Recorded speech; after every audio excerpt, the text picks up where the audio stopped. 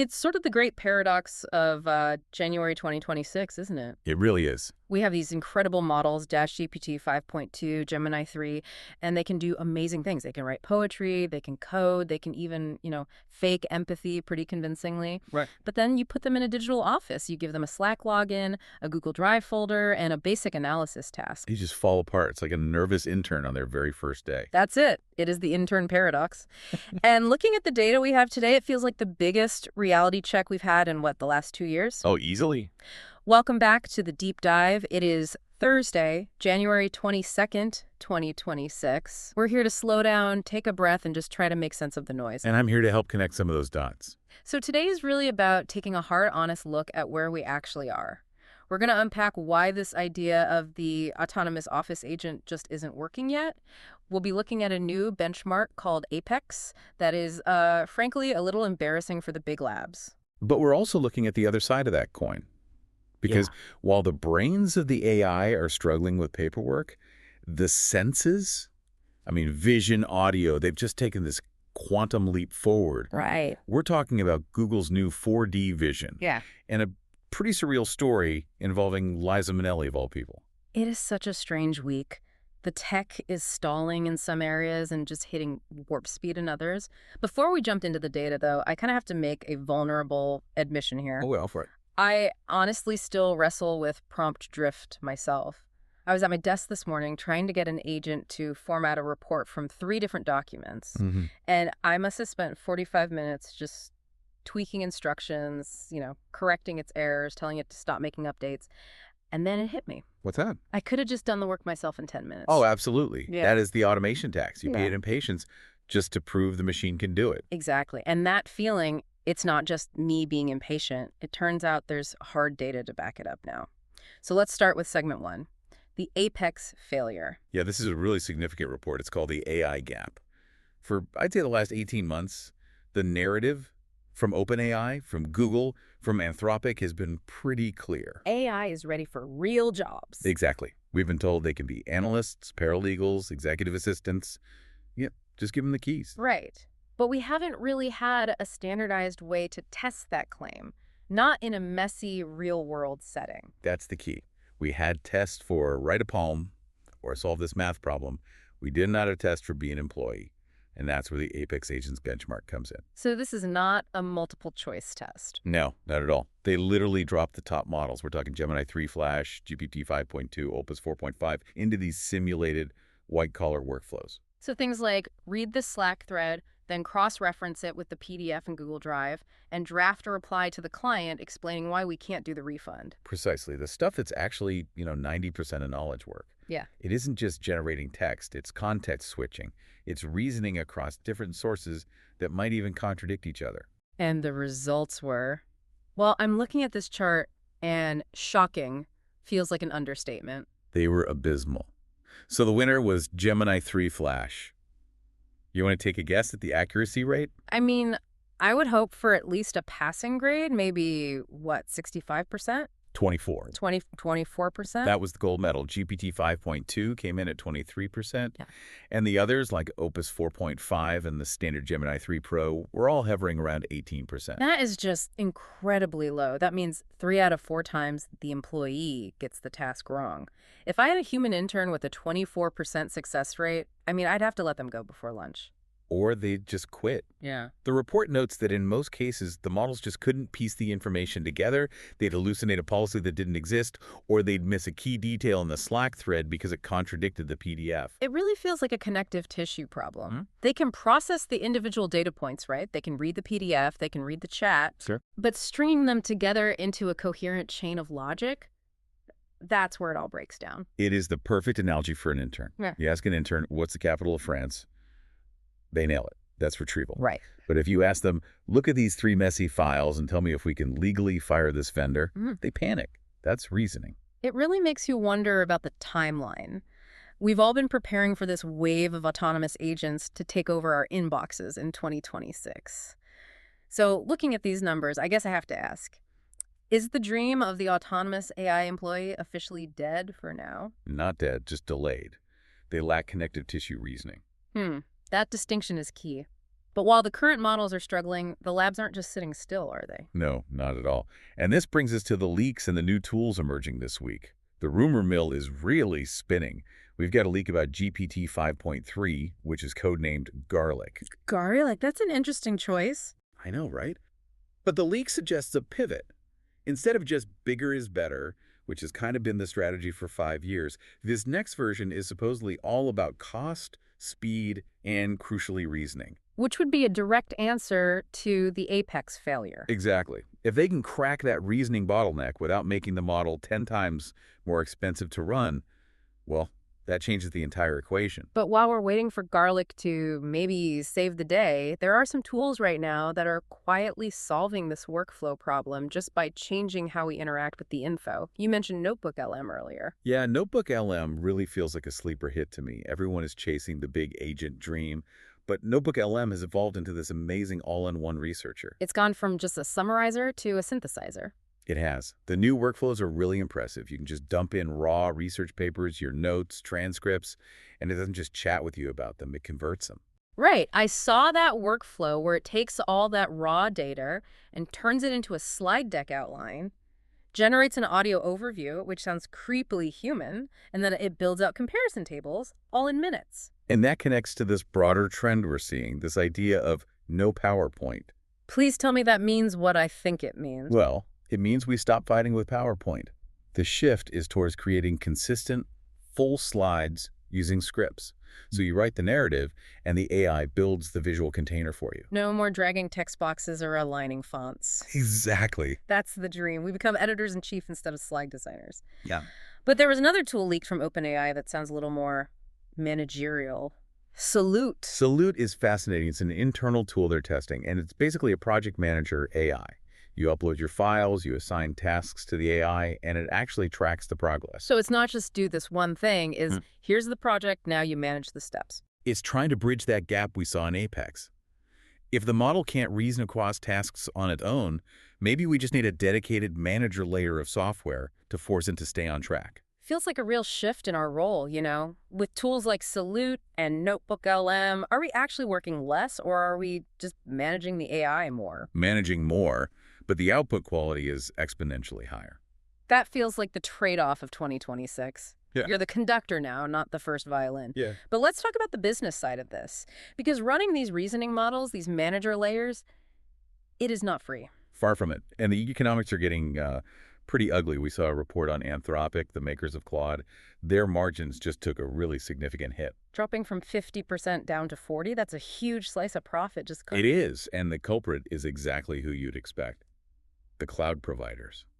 Google and Amazon hiked their server costs by 23%. It's the unsexy reality of the AI ecosystem, isn't it? You can have the smartest model in the world, but if you have to pay a landlord to run it, you're at their mercy.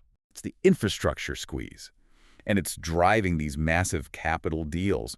We just saw the Saudi Infrastructure Fund team up with Humane for a $1.2 billion deal just to build data centers. $1.2 billion just for the plumbing. Do the plumbing. But, you know, while the infrastructure is getting more expensive and the reasoning is hitting a wall, the creative output is finding these really interesting new business models. This ElevenLabs story really caught my eye. It's a landmark moment, I think. They dropped a 13-track AI music album. And we're not talking about some, anonymous generated lo-fi beats. This features Liza Minnelli and Art Garfunkel. Now, to be clear, because the ethics here usually get messy, Liza Minnelli did not go into a booth and record this, correct? No, she did not. But her estate and her team signed off on it. And that's the key. Yes. Full royalties are being paid. The labels are actually involved. It's a licensed collaboration. They're essentially treating her voice as an instrument, like a Stradivarius, that can be played by the AI with the artist's permission. That's a complete 180 from all the lawsuits we saw back in 2024 and 2025. It suggests a future where an artist's prime voice can become immortal. Exactly. And Spotify is leaning into this whole vibe culture, too. Yeah. Their new prompted playlists are getting shockingly good. Yeah. You don't search for a genre anymore. You just type in, make me a playlist that feels like rainy Tokyo nights. And it actually understands the semantic texture of that request. It's moving from metadata like this is a rock song to emotional data. This song feels like heartbreak. That's it. So does the ElevenLabs album prove that artists and AI can actually coexist profitably? Yes, it turns legacy voices into a scalable, renewable asset. A renewable asset. That is a wild way to think about a human voice. But speaking of sensing the world, we have to talk about the breakthrough of the week. This is the one that actually made me just stop and stare at my screen. Google's D4RT. Right. Dynamic 4D reconstruction and tracking. Now, we've had computer vision for a while. My car sees lane lines. My phone recognizes my face. How is this different? This is the difference between looking at a photograph and actually stepping inside the room. Traditional computer vision looks at a 2D image and draws boxes around things. Cats, cars. Right. D4RT watches a video and builds a world model. A world model. Yes, it tracks every single pixel across time. That's the fourth dimension here, time. And from that flat video, it reconstructs a full 3D scene. So if I showed a video of me walking around my kitchen, it's not just seeing a man in a kitchen. It's actually building the 3D geometry of the fridge, the table, the coffee cup, and it understands exactly where the camera is moving in that space. Correct. And it handles the messy stuff that usually breaks these models. Motion blur, things getting blocked. What we call occlusion. Like if you walk behind the fridge, old models would think you just vanished. D4RT knows you didn't disappear. It knows you're just behind an object. Okay, and the speed. That is the whoa moment. Previous models, and this was cutting edge just 6 months ago, would take maybe 10 minutes to parse a video like that. 10 minutes, okay. D4RT does a 1-minute video in 5 seconds. 2-sec silence, 5 seconds. Whoa. That's basically real time. It's anywhere from 18 to 300 times faster than anything else out there. It uses this unified query system. So instead of having one model track objects, another one guess the depth, another one map the room, D4RT does it all in a single pass. I mean, imagine the implications for, well, for everything. Robotics, obviously. If a robot can understand the 3D geometry of a room in milliseconds, it can navigate like a human. But also surveillance, content creation. It's like the AI isn't just watching a movie anymore. It's building the movie set in its head instantly. It's superhuman perception. We're giving machines a spatial understanding of reality that might actually be faster than our own ability to process a scene. It's a fundamental shift. So if machines can reconstruct reality this fast, what happens to truth in video evidence? We stop trusting our eyes and start trusting digital watermarks. That is a chilling thought. We're going to take a quick breather here. We've covered the failures of the office intern and the superhuman vision of Google.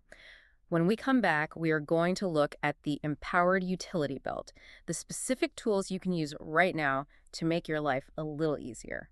Stay with us, and we are back. Okay, let's get tactical. We've talked about the big models, the high-level concepts, but what about the tools that actually save you time on a Tuesday afternoon? We called this section the Empowered Utility Belt. Yeah, there are some great ones this week. First up is something called Claude Cowork.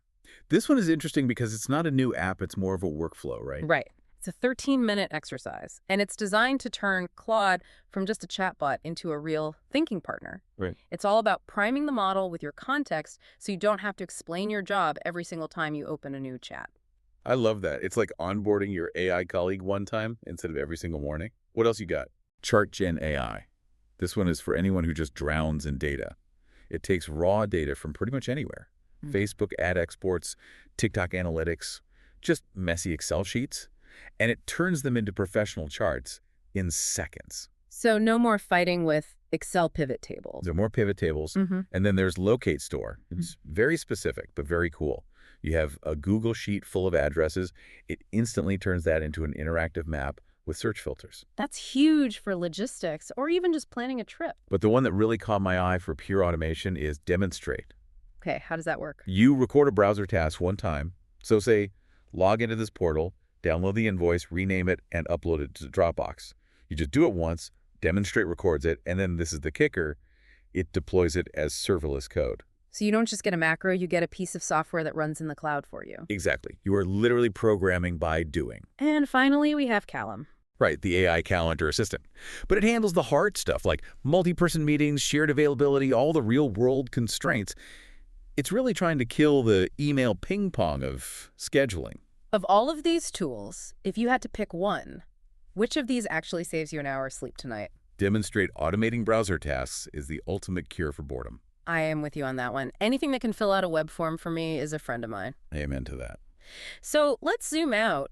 What does all of this really mean for you, the listener, sitting here in January 2026? I think we're in what you could call a gap year. A gap year. Explain that. Well, the text-based agents, the brains, they're struggling. GPT 5.2, Gemini 3, they're getting barely 24% accuracy on real work. The brain is still learning how to file paperwork. Okay. But while the brain is stumbling, the senses are just exploding. Exactly. Google's D4RT vision is seeing the world 300 times faster than before.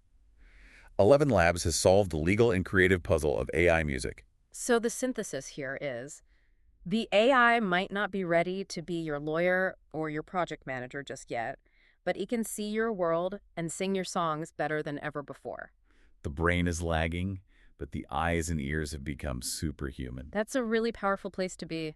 It means we have to stop waiting for some magic general manager AI and just start using the super sensory AI tools we have right now. Use the vision, use the voice, use the automation. Don't wait for the reasoning to be perfect. And if you want to start somewhere practical, I would highly encourage you to try that Claude Cowork 13-minute exercise we mentioned. It's a small investment that really pays off every time you open that chat window. It really does change the dynamic. We're going to leave you with one final thought to mull over. Yeah, we talked about Google's D4RT, how it reconstructs a 3D world from a flat video in just 5 seconds. It's incredible. So here's the question. If an AI can reconstruct a 3D world from a flat video in 5 seconds, how long until it can reconstruct a better version of your workflow than you can? Something to think about. Thanks for diving in with us. We'll see you next time.